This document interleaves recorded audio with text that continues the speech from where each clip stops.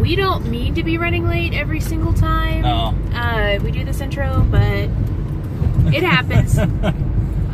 So today we are doing a double feature, sort of Smackdown type dealy. Yep, not really Smackdown, more of a, we're watching two movies, and they both happen to be of the same theme. So we're not really judging one against the other. And today we're doing superheroes. It's two movies that are coming out. One that I was interested in, and the other we're both interested in. Hoping to do good. So the first one's going to be Captain Underpants. We're going to go see Captain Underpants, the first epic movie. Yeah, I know nothing about Captain Underpants, so this is the guy you want for that. It is a book written for kids about the dangers of wish fulfillment or something like that, but it is also a very funny little graphic novel. It's very silly, and so much shaky cam. Yeah. I'm sorry, guys. Yeah. Meanwhile, the other movie is going to be Wonder Woman, because it comes out today. Yay, Wonder Woman! Anyway, so we're gonna head in now to go see the movie. We're gonna go see Captain Underpants, give our views on that, and then we will go see Wonder Woman, and we're gonna try and do this in the same video. If she doesn't do the spinny thing and changing into her outfit, I'm gonna be... I would be okay with that, because that was just something that they were trying to get Linda Carter from normal street clothes into regular Wonder Woman clothes. But if they somehow managed to pull that off, I would be impressed and make it, like, believable. I would be very impressed. I mean, she's, like, part magic, right? Yes. That's understandable. It's like, it's magic. Oh, okay, it's magic. Not that hard. It's just one little spell that she can have. Just being able to fucking change into and out of fucking battle mode. We'll see you guys in a little bit. Bye, everybody. Bye. What's happening? I don't know. When I snap my fingers, you will obey our every command. You are now the amazing Captain Underpants! Throw you one down. Movie 1 is down, and we saw Captain Underpants. And, it's delightful. Oh, I laughed. It's really cute. My butt off. It's good, like, I couldn't really point out anything wrong. It was definitely made for a very specific audience, and they wanted to cater to that audience, and it was great. Yeah, it basically understood exactly what kind of, like, silly nonsense it was going to be, and just basically said, alright, let's just be silly nonsense. And it really works. There's a lot of stuff that approaches to the juvenile humor that an adult can still laugh at, which is great. Yeah. And then there's even the adult jokes that make, the older people in the audience go, oh. I read the comics back when I was a kid, and they would pull out something new. I'd be like, oh, I remember that. And it did it in such an endearing, loving way. Especially with God, I laughed my ass off at the how easy it'll be to teach here with all the resources available. Oh, anyway, there were definitely, like, some defunding of arts and defunding of schools and teachers jokes that made me smile. Now, I did not personally laugh out loud during this movie. I grinned and I was enjoying myself, but I wasn't, like, laughing out loud. This guy... This guy was having a blast. I don't know why. It tickled me in such the right ways. It was there's plenty of moments where it's like, okay, that's kind of cute. And then there's stuff like the 1812 overture set to whoopee cushions, and I'm not gonna say anything more about that. It's pretty funny. It's just so much of it is funny to me. It also has a theme song by Weird Al Yankovic. Yeah, this movie was made for this guy. Like, most of the enjoyment I got out of it was watching him watch when this. They bust out the Flip-O-Rama, I was just like, I'm done. I get it. Yep, this movie's great. Anyway, so, that's a good one in the bucket.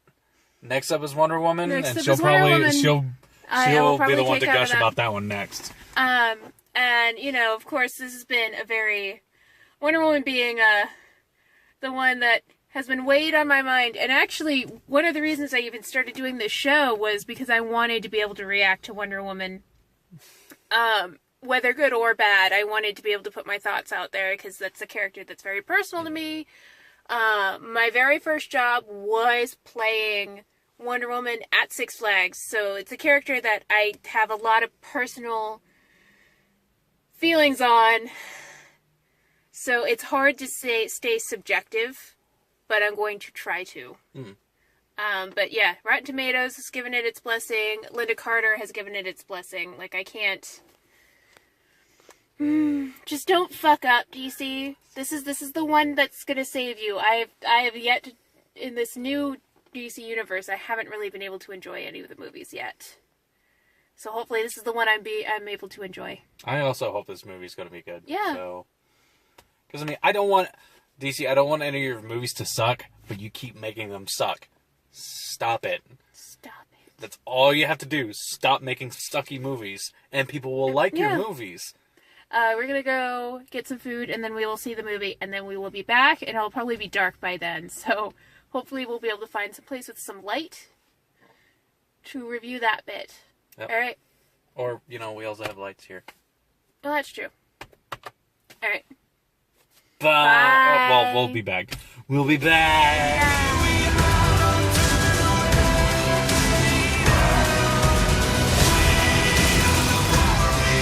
If you believe that this war should stop, help me stop it right now. What are you? You will soon find out. So, we just saw the best movie that DC has had to offer in quite some fucking time. What was the last good movie that they put out? Dark Knight. Oh, that's blasphemy! I'm 10 out of 10. I fucking loved it. This movie is great. Are you kidding me? Especially after having to sit through Suicide Squad and Batman v Superman. They brought back joy to the DC universe, and yet the emotional beats hit correctly. Can we have Patty Jenkins, direct the rest of the DC universe for, forever? Because I'd be okay with that. So, there's, pretty good writing for this.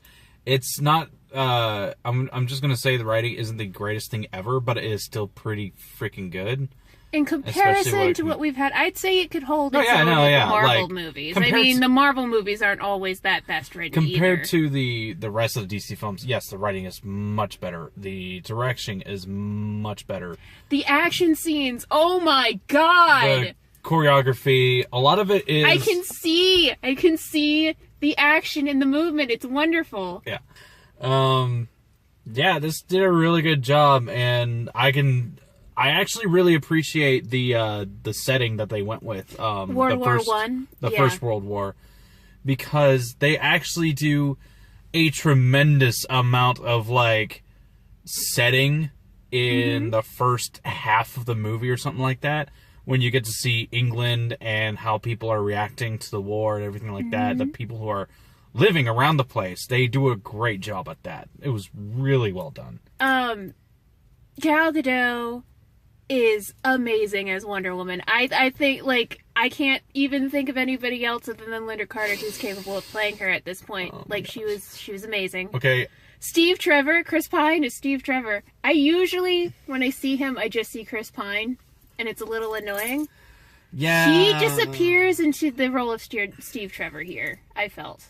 You can tell that this is just a guy trying to do something. There really isn't nothing wrong with this movie. There's nothing wrong with this movie. It's all really good. It's really well done action. There's things they snuck in that I really loved. Like the plight of the Native Americans. How, hey, if we're talking about war and talking about people, turning against each other, there's a Native American character in this who literally says in one scene, yeah, I'm here because I don't really have anywhere else to go because my people are not doing so well after this last war that we had. And Diana's like, well, who did this to your people? And he looks over to Steve Trevor and is like, his people. And there's a darker skinned character who I believe is either Middle Eastern or maybe Indian. It's never I'm specific. thinking it's I think it's Indian, I think it's Indian. But he did say he's an actor, so yeah. Plus, he knows a lot of languages. He knows a lot of languages, so he's darker skinned, and he mentions, "Hey, I want to be an actor, but I have the wrong skin color." Guess what debate's been in the media here lately? Like, there's just a lot of great points, very positive messages in this movie in general, which I think Wonder Woman would approve of. If she were an actual human being, I think she would be okay with this movie. Yeah, I actually did want to make a little joke. The fact that when those two are speaking different languages to each other, I actually wanted to point out, be like, so why aren't there German people speaking German? Actually, I was going to say something, but I shouldn't, because spoilers. Yeah, that we don't really want to spoil this movie. There's some amazing things going on. The kid who was little Diana was freaking adorable. I know. Loved her. Yeah, she was great. All the women on the mascara were really cool. Robin Wright, who most people know from Princess Bride, plays just a badass aunt for Diana. And the tiara she wears during most of the movie belongs to her. And that's just... There's so many things that are attached with symbolism and so many cool moments. And I just, just go see the damn movie. Just cute little baby Diana go see with the little movie. baby bracers. Like, the mascara itself is beautiful to look at. When she gets bunch of great actors. When she gets into DC... when she gets into...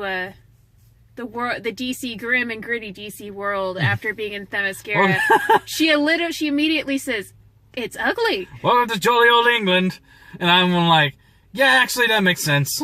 Yeah, it's so ugly. You gotta put the sword and shield down, please. They do the thing with the jokes all work in this too. Yeah. Yeah. They do the thing with the old Linda Carter style with the glasses and everything, and then those get smashed. I was like, oh. I know. The glasses were really cute. The glasses are cute on her. But I love how the secretary, when they put the glasses on her, is like, oh yeah, put glasses on her, and she's not the most beautiful woman you've ever seen in your life, I'm sure. That's how that works. The secretary is lovely. She's fun. She's fun. She's great. So basically, altogether, really good movie. Go see it. Yeah, absolutely. Go see this. Go see the goddamn movie. Seriously, go see the movie, like, now. Like, get tickets. I don't care if you're watching this at 2 a.m. Find a way to see this movie. Find a way to pay to see this movie and go see this fucking movie. Because we need more like this from DC. This gives me a little hope for Justice League. You know that? Pretty damn good movie. Go see it. Go see it. I recommend it. Mm-hmm. Pretty good. Mm-hmm. I can't wait. I can't wait for more now. Alright. Bye, guys. Okay. Bye! Oh, wait. For the next thing, what's coming up would be, like, what? Atomic Blonde or Valerian? Oh, that's true. Yeah, Valerian's coming out. Or Drive, Baby Drive. There's a lot of great movies this summer. Baby Driver. Baby Driver. A movie written and directed by Edgar Wright. Hang on, so you know that's going to be a winner.